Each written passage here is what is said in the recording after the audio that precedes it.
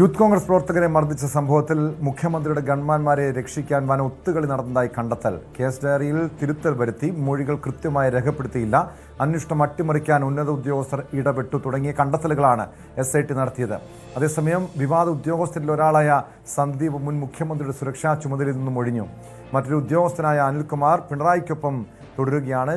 ശരണ്യ സ്നേഹജൻ ചേരുന്നു ആലപ്പുഴയിൽ നിന്നും വിവരങ്ങളുമായി.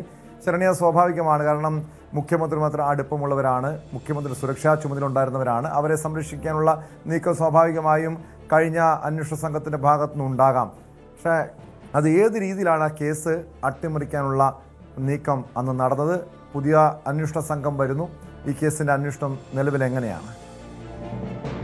ടോം, ഇപ്പോൾ ഈ കേസ്, അതായത് മുഖ്യമന്ത്രിയുടെ സുരക്ഷാ ഉദ്യോഗസ്ഥർ ആലപ്പുഴ ജില്ലയിൽ നവകേരള യാത്രയുടെ ബസ് കടന്നുപോയ സമയത്ത് പ്രതിഷേധിച്ച AD തോമസ്, അന്നത്തെ KSUവിന്റെ ജില്ലാ പ്രസിഡന്റ് AD തോമസിനെയും ഒപ്പം തന്നെ അജിജി കുര്യാക്കോസിനെയും മർദ്ദിച്ച സംഭവത്തിലാണ് ഇപ്പോൾ അന്വേഷണം അട്ടിമറിക്കപ്പെട്ടു എന്നുള്ള ഒരു നിഗമനത്തിലേക്ക് SIT സംഘം പോകുന്നത്.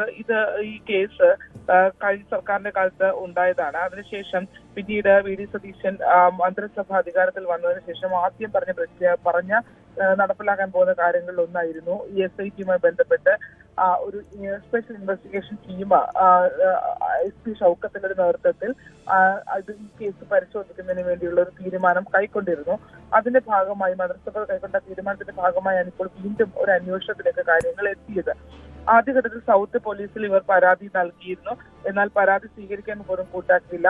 ഈ ഗൺമാന്മാർക്കെതിരെയുള്ള പരാതി പിന്നീട് കോടതിയിൽ പോയാണ് അത്തരത്തിൽ ഒരു കേസ് എടുക്കാനുള്ള ഒരു സാഹചര്യം ഈ പരാതിക്കാരായ ജെയിൻ തോമസും നേടിയെടുക്കുന്നത്. അതിനുശേഷം പിന്നീട് ഇപ്പോൾ ഈ SIT നടത്തിയ അന്വേഷണത്തിൽ ഈ കേസ് റഫർ ചെയ്യാനുള്ള നീക്കം ഉണ്ടായിട്ടുണ്ടായിരുന്നു. അത്